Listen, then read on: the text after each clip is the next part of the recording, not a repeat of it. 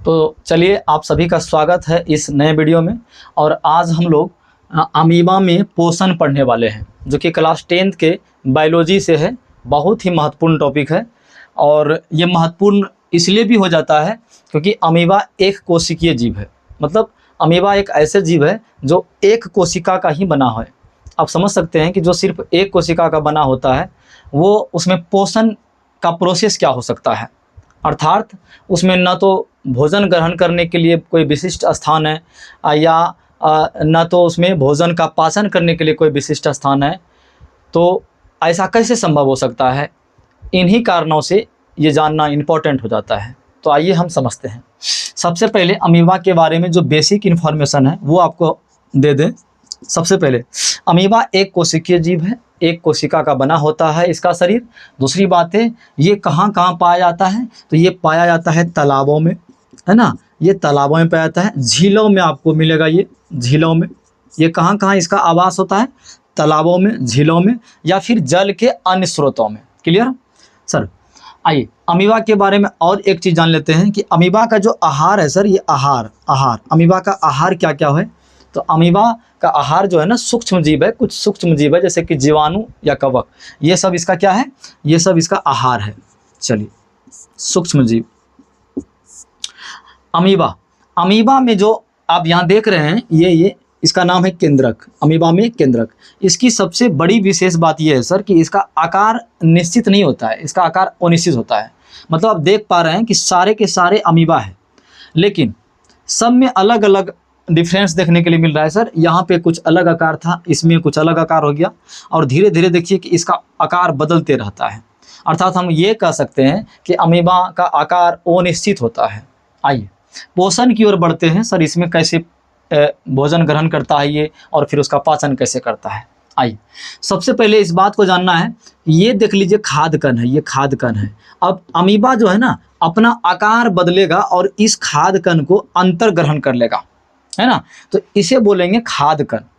और चूंकि इसका आकार अनिश्चित होता है, तो ये जो आप देख रहे हैं ना, ये इसको, इसका नाम आगे देख लीजिए, यहाँ पादाप लिखे हैं, पादाप। ये जो है ना सर, ये पादाप है, ये पादाप है। यानी ये पादाप का क्या काम है सर? पादाप का काम है ये गति, ये अमीबा को गति में लाने का प्रयास करता है। अर्थात अमीबा को गति प्रदान जो करता है ना, ये पादाप ही करता है। मतलब अमीबा अगर एक जगह से दूसरे जगह जाता है तो किसके सहारे जाता है? तो पादाप के। पादाप को दूसरा नाम कुटपाद ही बोलते हैं, कुटपाद।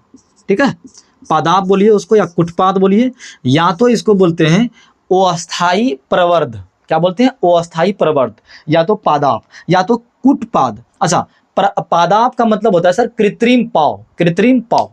यानी कि इसी के सहायता से ये गति में आते हैं। कौन? यानी कि अमीबा को गति करने के लिए पादाप सहायता करती है। दूसरी बात, इसी पादाप की सहायता से खाद्य कण को पकड़ता है। देख लीजिए, यहाँ पे खाद्य कण था, लेकिन अब ये क्या किया? अपने आकार को थोड़ा फैलाया, बढ़ाया और ये एक थैलीनुमा संरचना बना दिया सर। देख लीजिए यहाँ, और यही है खाद्य कण जो बाहर में था अब अंदर आ गया। ऐसा क्यों हुआ? क्योंकि ये खाद्य कण नहीं आया है, ये पादाप जो है, कृत्रिम पाव जिसको बोलेंगे हम, जिसको कुटपाद बोलेंगे, उसी का आकार बढ़ गया सर, और ये भोजन इसके अंदर आ गया। अब आप देख सकते हैं ये जो है ना, इसको बोलेंगे खाद्यदानी। क्या बोलेंगे इसको? खाद्यदानी। खाद्यदानी जो है ना सर, खाद्यदानी बोलिए या खाद रिक्तिका बोलिए। और यहीं पर फिर पाचक रसों का स्राव होता है और भोजन का जो पाचन है वो यहीं पर होता है। कहाँ पर होता है? जो इसका खाद्यदानी है, अर्थात खाद रिक्तिका है। पाचक रसों का जो स्राव होता है कहाँ होता है?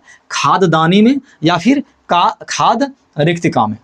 और जितने जो भोजन पच जाते हैं, फिर ये अमीबा के अंदर अवशोषित हो जाते हैं। ठीक है, और जो अपचित भोजन है वो फिर अमीबा के सतह से बाहर हो जाता है। इस बात को आपको ध्यान देना है। ठीक है, तो उम्मीद करते हैं कि सारी बातें आपको समझ में आ गया। एक बार हम फिर से रिपीट कर देते हैं। अमीबा एक कोशिकीय जीव है। ये तालाबों में पाया जाता है, ये झीलों में पाया जाता है और जल के अन्य स्रोतों में भी पाया जाता है। चलिए, इसका आहार क्या है? सूक्ष्म जीव है। अर्थात सूक्ष्म जीव में कौन कौन आ गया? जैसे कि कुछ जीवाणु हो गया, कवक हो गया, है ना, इत्यादि। चलिए, ये कुटपाद की सहायता से भोजन को पकड़ने का काम करता है सर, और यही कुटपाद, जिसको हम पादाफ बोलते हैं या कृत्रिम पाव बोलते हैं, यही अमीबा को गति प्रदान करने का काम करता है। ठीक है, आकार जब बढ़ जाता है सर, तो ये खाद्य कण क्या करता है, ये अपने अंदर कर लेता है और इसको बोलेंगे खाद्यदानी।